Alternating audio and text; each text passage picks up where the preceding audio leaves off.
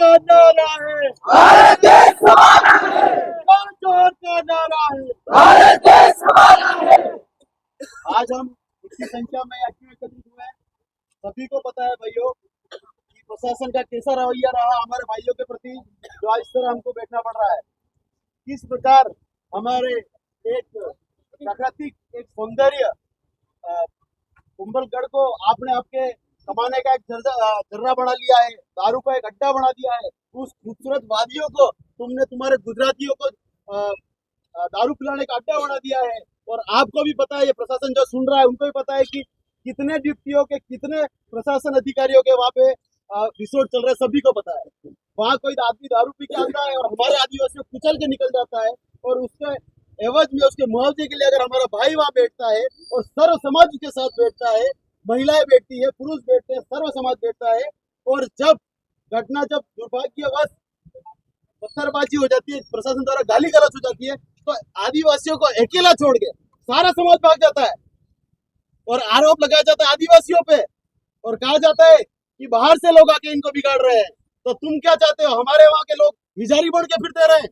सरपंच भी तुम लड़ो, एमएलए भी तुम लड़ो, हमारे भाई वहाँ हिजारी रहे, तुम्हारे वहाँ गुलाम रहे, तुम्हारे कमाने का जरिया बना दिया कुंभलगढ़ को। रोड तुमने उस रोड की क्या हालत की, हमको नहीं पता है क्या? दूसरी बात, मैं सर्व समाज से भी कहना चाहूंगा, डरो मत, भागो मत। ये आदिवासी तब भी तुम्हारे साथ खड़ा था जब महाराणा प्रताप था, तब भी खड़ा था जब उदय सिंह जी थे, आज भी खड़ा है, घबराना मत। ये आदिवासी डरने वाला नहीं, छाती ठोक के खड़ा रहेगा। तुम भाग जाओ, कोई फर्क नहीं पड़ता है, लेकिन हम इस बेवाड़ के लिए हमेशा खड़े रहेंगे, सत्य के साथ हमेशा खड़े रहेंगे। किसकी गलती थी वो वीडियो में क्लियर हो रहा है, किसने गाली दी वो वीडियो में क्लियर हो रहा है। उसके बाद आज हम उन आदिवासी हमारे खिलाफ धरना देते हो, ज्ञापन देते हो और बोलते हो सर्व समाज आया है, तो आदिवासियों के खिलाफ कार्रवाई चाहते हैं। डिप्टी साहब शाबाश, ये कब तक चलेगा? आदिवासियों को क्या समझ रखा है तुमने कि आदिवासी शिक्षित नहीं है? तुम्हारे हुजूरी बने रहे, तुम्हारे गुलाम बने रहे, हमको सायरा की किस्मती का अनुभव नहीं है, क्या समझ रहे हैं आप?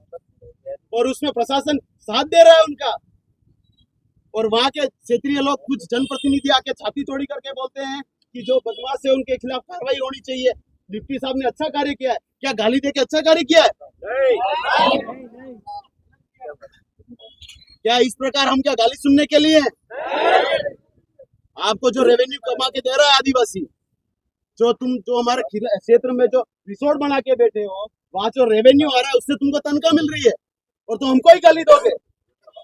इतिहास गवाह है, मेवाड़ के अंदर रक्षा, जिसके भी राजा के नाम चले, रक्षा के लिए हमेशा बी लगे आए हैं। बियावर की स्पेलिंग बियावर नहीं थी, बी अवेयर थी। बी अवेयर का मतलब ये था, आगे बिलों का क्षेत्र है, आगे मेवाड़ क्षेत्र है, वहां के बिल खतरनाक है, न अंग्रेज आए, न मुगल आए, न अरबा आए, सिर्फ राज रहा हमारा। और हमने राणा प्रताप का साथ दिया, तब राणा प्रताप का नाम आज एशिया में नहीं वर्ल्ड के अंदर घुसता है, और तुम हमको यहाँ गाली दे रहे हो आके? कौन होते हैं तुम गाली देने वाले? आज सिर्फ सांकेतिक धरना है। आज प्रशासन तक मेरी बात जा रही है तो बता दूं, आज सिर्फ सांकेतिक धरना है। कांति भाई आदिवासी बताएंगे सांकेतिक धरना कितने दिन के लिए है, क्या है, अगला प्रोसेस क्या रहेगा। लेकिन कान खोल के सुन लेना, ये पहली और आखिरी बार माफ कर रहे हैं। पिछली बार आपका रिकॉर्ड बांसवाड़ा का मंगवा दिया गया है, आपने आदिवासियों के साथ क्या व्यवहार किया था, बांसवाड़ा से रिकॉर्ड आ गया है। आप उदयपुर में क्या कर रहे हैं वो भी सामने आ गया है। समय ज्यादा नहीं है, इसलिए बात यही विराम करता हूँ। धन्यवाद। जोहार।